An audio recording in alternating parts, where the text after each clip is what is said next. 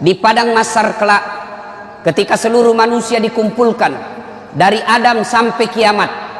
Bayangkan, sejak Adam sampai kiamat, berapa triliun manusia berkumpul di satu tempat. Dan pada saat itu hampir seluruh manusia gelisah. Kenapa mereka gelisah? Karena mereka ingin status hukumnya masuk surga atau neraka, sementara pengadilan belum juga dimulai. Samalah kalau kita dinyatakan tersangka sama polisi, kan kita mau cepat diadili.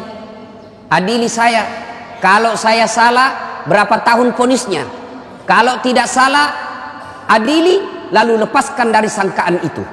Demikian juga di padang mahsyar, hampir seluruh manusia gelisah, saya ini masuk surga atau masuk neraka, sementara pengadilan belum juga dimulai. Dalam keadaan gelisah itu, datanglah sekelompok manusia menghadap kepada Nabi Adam. Ya Adam, engkau adalah bapak kami semua, tolong menghadap kepada Allah, berdoa supaya segera dibuka pengadilan. Mendengar ini Nabi Adam geleng kepala. Saya malu ketemu Allah hari ini. Kenapa? Saya pernah makan barang haram sekali waktu saya hidup. Di mana mau kusimpan mukaku? Adam alaihi salam sekali makan barang haram, malu ketemu Allah di akhirat kelak. Gimana mereka yang pegawai negeri, sejak masuk pegawai negeri nyogok, seluruh gaji-gajinya sampai pensiun haram di sisi Allah. Seumur-umurnya makan barang haram, di mana mau kau simpan mukamu nanti di akhirat? Lalu Nabi Adam berkata, silakan kau datang kepada Nabi Ibrahim alaihissalam, minta kepada Ibrahim alaihissalam. Datang lagi sekelompok manusia ini. Ya Ibrahim, engkau adalah kakek para nabi, tolong menghadap kepada Allah, berdoa supaya segera dibuka pengadilan.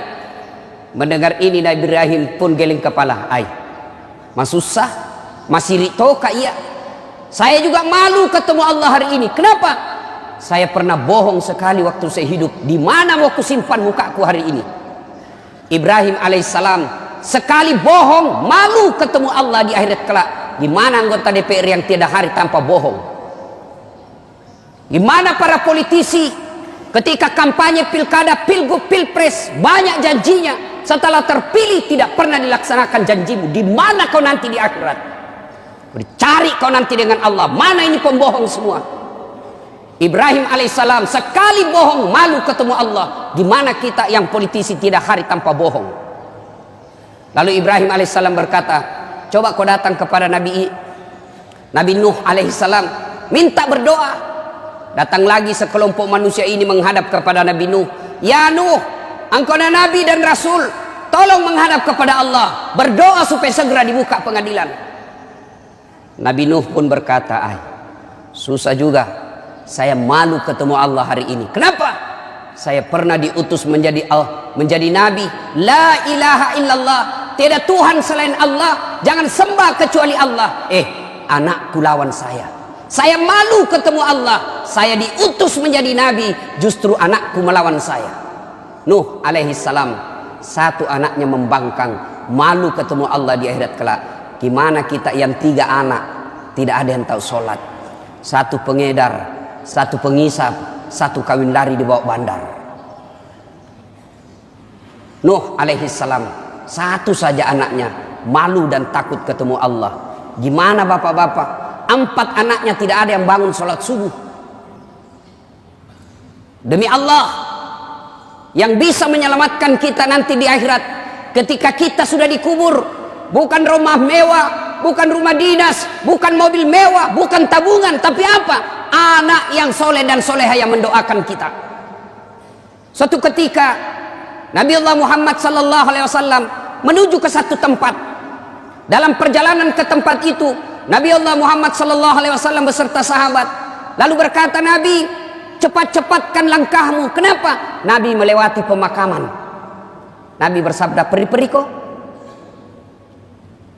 Sahabat langkahkan kaki dengan cepat.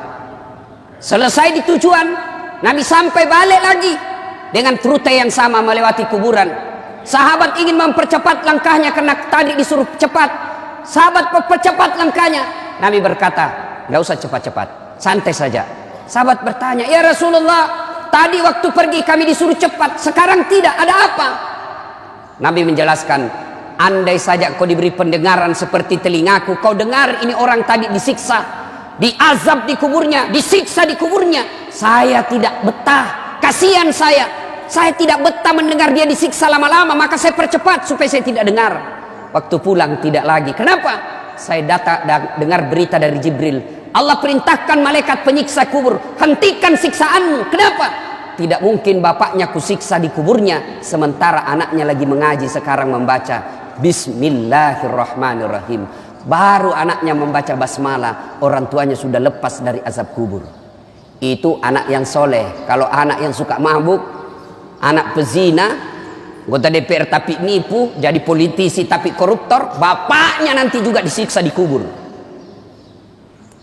Nabi Nuh lalu berkata, tolong kau datang kepada Muhammad, Nabi penghulu segala nabi. Datanglah sekelompok manusia ini menghadap kepada Nabi Muhammad. Ya Muhammad, engkau Nabi dan Rasul, tolong menghadap kepada Allah, berdoa supaya segera dibuka pengadilan. Kalau Nabi sebelumnya angkat tangan dan malu ketemu Allah, Nabi Muhammad berkata, kalau bahasa kita, tenang sampean, duduk mako, tudah mana no, duduk kok, saya menghadap kepada Allah. Hari ini Allah dengarkan doaku. Di sini berlaku salah satu mukjizat saya. Selain waktu saya hidup punya mukjizat Al-Quran, jari-jari tangan saya keluar air, kemana saya jalan dilindungi oleh awan. Hari ini berlaku mukjizatku di akhirat satunya. Apa? Allah dengarkan doaku hari ini. Syafaat saya berlaku hari ini, di mana seluruh manusia tidak didengar doanya, malaikat pun tidak didengar pemohonannya hari ini, hanya saya yang didengar Allah. Duduk sampean. Nabi lalu menghadap kepada Allah. Ya Allah, kami sadar banyak dosa dan kesalahan, kami sadar banyak maksiat, tapi kami sudah sadar juga Engkau Maha Pengasih dan Maha Penyayang. Ya Allah, tolong ampuni dosa dan kesalahan kami ya Allah. Lalu mulai buka pengadilan. Mendengar ini, dari aras Allah kedengaran suara, ya Muhammad, aku kabulkan doamu hari ini, kau bangkit dari sujudmu. Lalu Allah perintahkan malaikat, siapkan segala keperluan, pengadilan mulai hari ini kita siapkan. Pengadilan mulai diproses. Mulailah kita diadili satu demi satu, berkat doanya Nabi dan syafaatnya Nabi.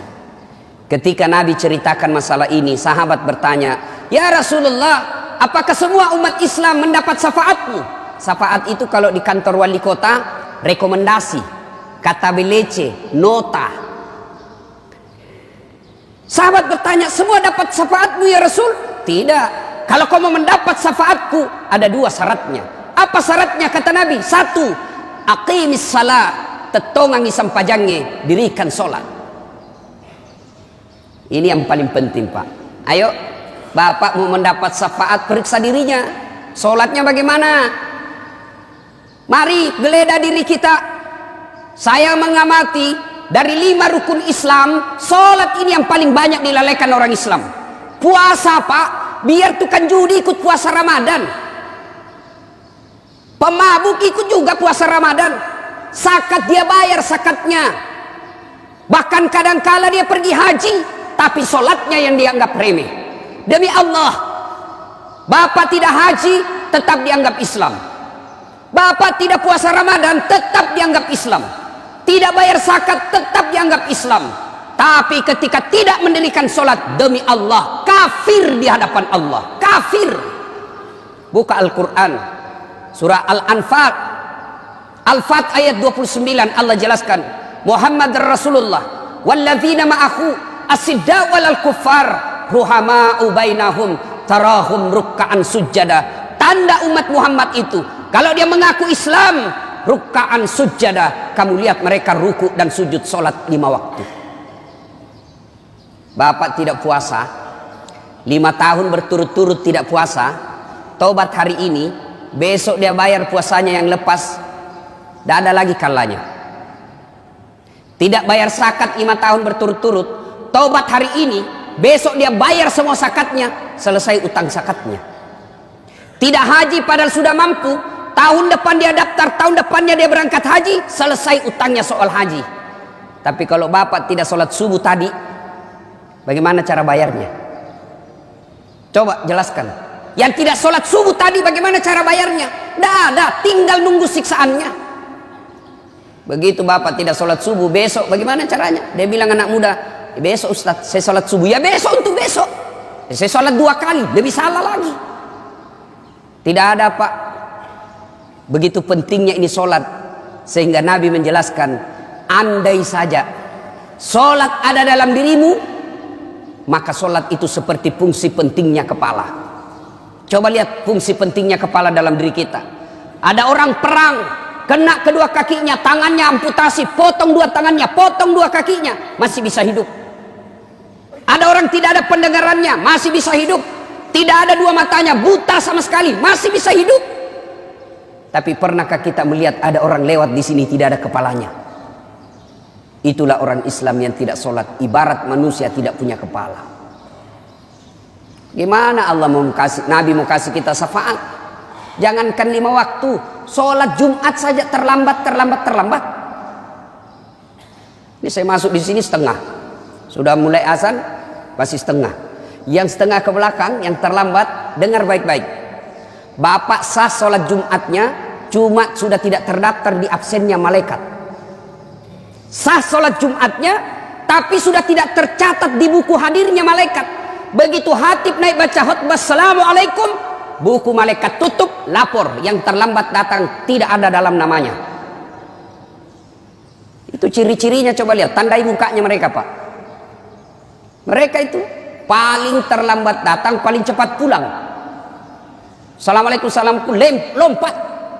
Baru mau masuk surga, nenekmu punya surga. Cuma sholat Jumat andalannya sekali sepekan, itu pun terlambat, paling cepat pulang. Gimana kita nanti berhadapan dengan Allah? Nauzubillah min dzalik. Kita berdoa kepada Allah. Ya Allah, berikan saya kebahagiaan. Ya Allah, berikan saya kemuliaan. Ya Allah, sukseskan usahaku. Ya Allah, perbaiki rumah tanggaku. Allah jawab permohonan kita. Hayya 'alas shalah, sini saya kasih kau kemohonanmu. Hayya 'alal falah, sini saya kasih kau kemenanganmu. Apa yang kau mau, sini. Hayya 'alal falah artinya mari saya kasih kau kemenangan. Tapi apa jawaban kita? Tunggu, lagi meeting. Hebatnya tahu, Tuhannya suruh menunggu. Wali kota saja kalau panggil ajudan langsung lari ajudannya pak. Ajudan lari langsung pak, siap pak. Biar lagi tidur langsung bangun. Lalu kenapa ketika Allah yang memanggil kita, hayya 'alas shalah, jawaban kita, tunggu, lagi ada pembeli. Di mana Allah mau memperbaiki hidup kita? Sholat aja kita anggap remeh. Yang kedua, syarat mendapat syafaat menurut Rasulullah sallallahu alaihi wasallam, perbanyaklah menyebut namaku. Apa realitasnya? Apa pelaksanaannya menyebut nama Nabi? Salawat kepada Rasulullah Muhammad sallallahu alaihi wasallam. Kadang saya ditanya, Ustadz, kenapa doaku tidak dijabah Allah? Kenapa doaku tidak dijawab Allah? Salah satu sebabnya, siapa yang berdoa tidak diawali dan diakhiri dengan salawat, maka doanya tergantung antara langit dan bumi. Bapak passwordnya berdoa, kalau mau berdoa Allahumma salli ala Sayyidina Muhammad wa ali Sayyidina Muhammad, baru terbuka pintu aras doa. Ketika tidak bersalawat, tidak akan sampai doa kita. Coba perhatikan, ketika Allah merintahkan kita puasa, Allah tidak ikut menunaikan ibadah puasa. Ketika Allah perintahkan kita haji, Allah tidak ikut menunaikan ibadah haji. Ketika Allah perintahkan kita bayar zakat, Allah pun tidak ikut menunaikan ibadah zakat. Tapi ketika Allah merintahkan kita sholawat, dengar baik-baik firman Allah, innallaha wa malaikatahu yusalluna ala nabi. Sesungguhnya Allah dan para malaikatnya bersalawat kepada Rasulullah Muhammad sallallahu alaihi wasallam. Maka wahai orang-orang yang beriman, yusalluna ala nabi, ya ayyuhalladzina amanu sallu alaihi wasallimu taslima. Bersalawatlah dengan garis bawahi catatannya dengan sebaik-baik salawat. Kadangkala kita salawat tidak ikhlas, kadangkala kita salawat penyebutannya tidak bagus. Muhammad SAW, apa artinya? Perbaiki salawat, karena itu bagian kecintaan kepada Nabi. Bapak saudara-saudara sekalian yang saya hormati, saya kasih contoh konkret kenapa doa tidak diijabah Allah. Kita bersahabat 2 orang. Anggaplah saya dengan bapak bersahabat. Ada anak saya nakal betul. Bapak lagi sakit gigi, anak saya mukul, tak, ribut aja kerjanya. Begitu saya meninggal, datanglah anak saya minta pertolongan kepada bapak. Pak, om, tolonglah saya mau bayar uang sekolah tapi tidak ada duit, pinjam luang duitnya. Lalu bapak berpikir apa? Ini anak kurang ajar, selama ini bikin pusing kita, tidak pernah kita dikasih tenang di komplek. Datang istrinya bapak, Pak, jangan kau lihat itu anak, jangan kau lihat itu sifatnya anak. Ingat bapaknya. Siapa bapaknya? Baik itu bapaknya. Akhirnya apa? Anak ini ditolong bukan karena melihat kelakuan anaknya, tapi mengingat jasa-jasa bapaknya. Akhirnya apa? Dikabulkan keinginannya. Kalau Allah melihat dosa dan kesalahan kita, Pak, istri aja kita tipu, kita di kantor suka bohong, kita suka makan barang haram, sepertinya Allah tidak akan mendengarkan doa kita. Tapi doa sebelum kita lakukan, kita menyebut ya Nabi salam alaik, ya Rasul salam alaik, ya Habib salam alaik, salawatullah alaik. Akhirnya apa? Allah kabulkan doa kita, bukan karena melihat kita, tapi kita menyebut orang yang dicintai oleh Rasul, dicintai oleh Allah Subhanahu wa taala. Heran kalau ada orang Islam malas menyebut Nabi, padahal Nabi selalu mencintai kita sejak hidup sampai akhir hayat beliau. Masih ingat Bapak Saudara yang saya muliakan, ketika Nabi sakaratil maut, datang malaikat ingin mencabut nyawanya. Ya Muhammad, hari ini saya diperintah Allah untuk mencabut nyawamu, bagaimana menurutmu? Nabi menjawab, ya Jibril, saya tidak khawatir. Kalau hari ini saya harus dicabut nyawaku, tolong berikan saya berita gembira. Jibril menjawab, seluruh dosa-dosamu Muhammad sudah diampuni, seluruh malaikat sudah ngantri menunggu kamu, seluruh nabi dan rasul haram masuk surga sebelum engkau lebih dulu masuk ke dalam surga. Mendengar ini Nabi lalu menjawab, ya Jibril, saya tidak mencemaskan diriku, yang aku khawatirkan umatku. Bagaimana umatku sepeninggal saya nanti?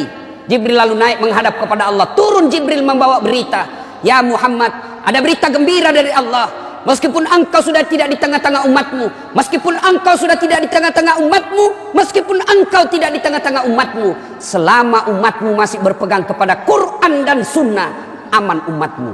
Nabi lalu berkata, silakan eksekusi, cabut nyawaku. Mulailah dicabut nyawanya Rasulullah, meninggalkan telapak kaki, meninggalkan betis, naik ke perut, sampai ke dada, sampai ke kerongkongan.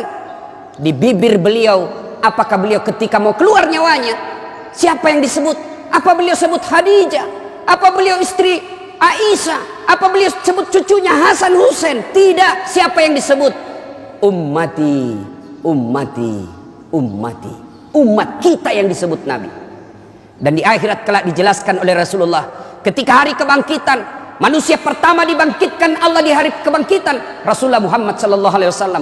Naik jenazah beliau, seolah-olah bangun dari tidur dia gosok matanya, lalu dia buka, dan begitu dia buka ada Jibril di depannya. Lalu Nabi bertanya, ya Jibril, hari apa ini Jibril? Jibril menjawab, ini hari kebangkitan seperti yang dijanjikan Allah kepadamu. Lalu Nabi menjelaskan, kalau ini hari kebangkitan, siapa yang dicari Nabi? Apa beliau cari bapaknya yang tidak pernah dilihat? Apa beliau cari ibunya yang cuma 4 tahun bersamanya? Apa beliau cari cucunya Hasan Husain yang sangat disayang? Tidak. Siapa yang dicari Nabi? Jibril, kalau ini hari kebangkitan, aina ummati? Mana umatku? Mana umatku? Begitu cintanya Nabi kepada kita.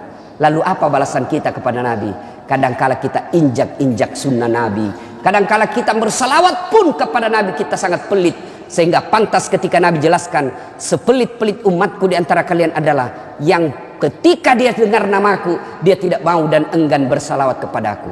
Ya ayyuhalladzina amanu sallu alaihi wasallimu taslima. Semoga ada manfaat. Lebih dan kurangnya mohon dimaafkan. Nun wal kalam.